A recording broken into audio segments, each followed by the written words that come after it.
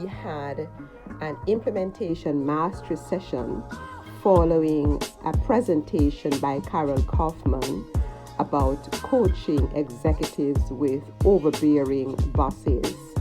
And part of the conversation we had in the implementation mastery session was about how do we coach persons who are being managed by overbearing bosses.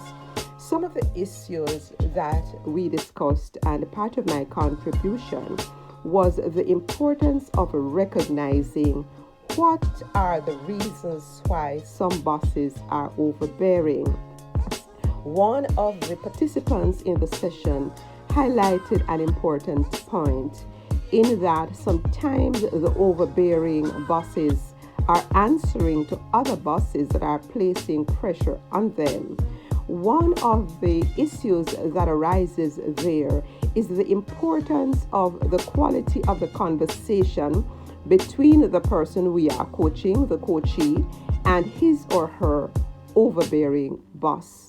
What causes people to be toxic? What causes some managers to be overbearing? Some of the points presented were that sometimes it is a lack of confidence. Sometimes it is a misunderstanding of what executive presence means. Sometimes it is a fear that that particular manager, CEO, or executive who is overbearing may not understand the importance of balancing the three main skills that are required at any level of leadership. Those are the human relations skills, the technical skills, and the conceptual skills. In every level of leadership, the human relations skill is extremely important. Now, as we talk about human relations skills, that overbearing boss may be a part of a management or leadership team that is in an area or a culture that embraces and perhaps even encourages that kind of behavior. Now, how do we get them to reflect on the impact of their behavior on those persons who are being managed by them? The conversation needs to begin between the person who sees his or her boss as overbearing and the boss who is perceived as being overbearing or toxic in their mannerism. Now, the conversation has to be respectful. So it's important that as you request an appointment to speak with your boss, if your boss is one of those overbearing persons, it is important for you to explain the importance of this conversation. It is important for you to try to see the sage. I'm not sure how many persons who are listening to this presentation today will understand what we speak about when we speak about the sage. This is relating to the Positive Intelligence program offered by Coach Shazad Shamin. The sage is that good within a person.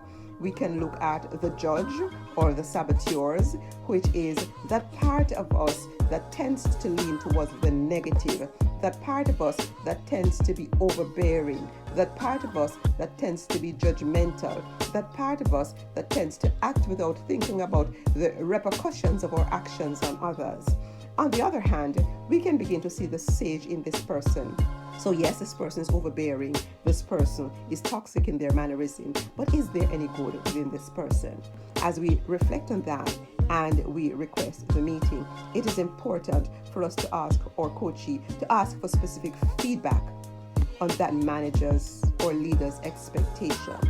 It is important for the coachee or the person who is being managed by that overbearing boss to establish the fact that they are committed to the vision, the mission, the objective, and the goal of the unit, the department, and the organization.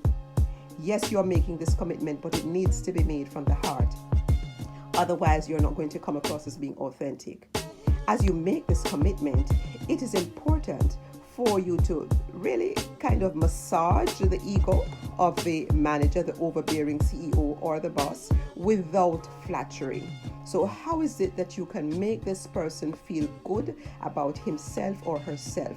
You can do this by highlighting their strengths. Now, it is important to go to the root of the why.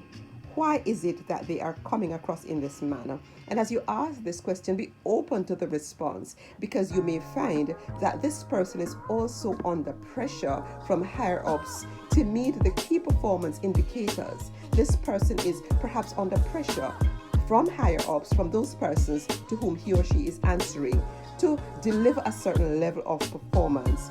And so it is important for you to now ask the question, how can I help you to achieve those goals? When that CEO, when that overbearing boss, when that manager or that supervisor understands that you are committed to help them to look good, then I'm sure that that relationship is going to improve. So it's important to have the conversation to go to the root of the matter. Now, what do we do if we have the overbearing CEO before us? It is important to ask some reflective questions as we seek to coach this individual.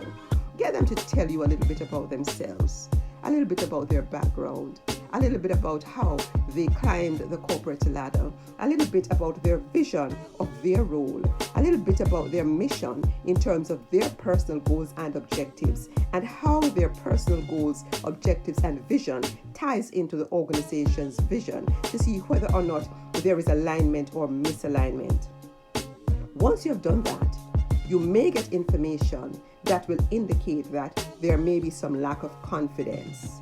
There may be a fear of being taken advantage of. So a manager, a CEO, an executive may feel that if they demonstrate more of the human relation skills than the technical and conceptual skills, they may be seen as soft. Help them to understand the importance of vulnerability and authenticity. Vulnerability and authenticity is not asking that manager, that executive, to come to the team and tell them all about their private lives. It is really about opening up, about being a good listener, and about admitting that I do not know it all and I need you as a team, because together everyone achieves more. It could be linked to a fear of not showing executive presence. So it's important for us to help that executive, that CEO, to understand what executive presence really means. Finally, you can do a SWOT analysis with the executive. So look at his or her strengths. What are his or her learning moments or weaknesses? What are the opportunities in the environment for that executive to achieve his or her goals, and in the process of achieving his or her goals and objectives, to achieve the goals and objectives, to realize the mission and vision of the organization, so there's a win-win. What are the threats? What are the aspects of the job? What are the aspects or factors in his or her life space and social space and other spaces that need to be addressed, so that we can remove the barriers and the roadblocks from achieving the goals, objectives, vision, and mission.